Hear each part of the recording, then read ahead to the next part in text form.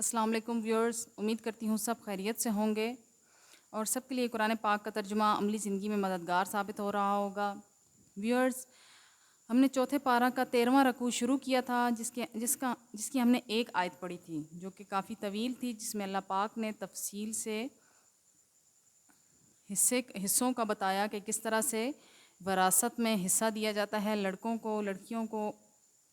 کس طرح سے اس کو تقسیم کیا جاتا ہے۔ تو آگے دیکھتے ہیں کہ اللہ پاک کیا ارشاد فرماتا ہے۔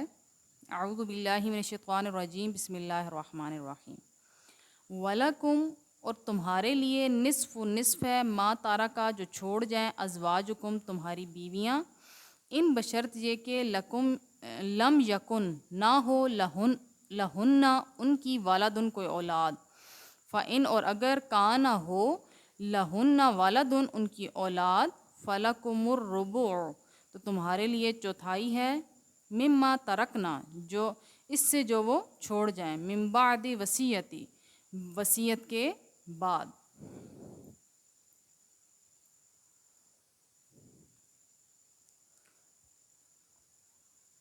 یوسینا بہا جو وہ کر جائیں، او دین یا قرض، ولہن ان کے لیے الربع چوتھائی حصہ ہے، مما اس سے جو ترک تم چھوڑو، ان بشرط یہ کہ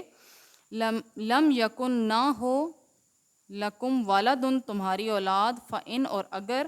کان لکم ہو تمہاری ولدن اولاد، فلہن تو ان کا ہے الثمن آٹھواں حصہ، مما ترک تم اس سے جو تم چھوڑ جاؤ، من بعدی اس کے بعد، وصیتن وصیت، تو سونا جو تم نے کی ہو، بہا اس کی، او دین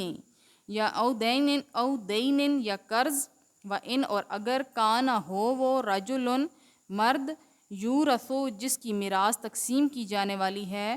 کلالتن کلالہ، اوامرأتن یا عورت، ولہو اور اس کا جو اخن بھائی، او اختن یا بہن، فلکل تو ہر کے لیے، واحدن ایک، منہما ان میں سے، السدس چھٹا حصہ ہے۔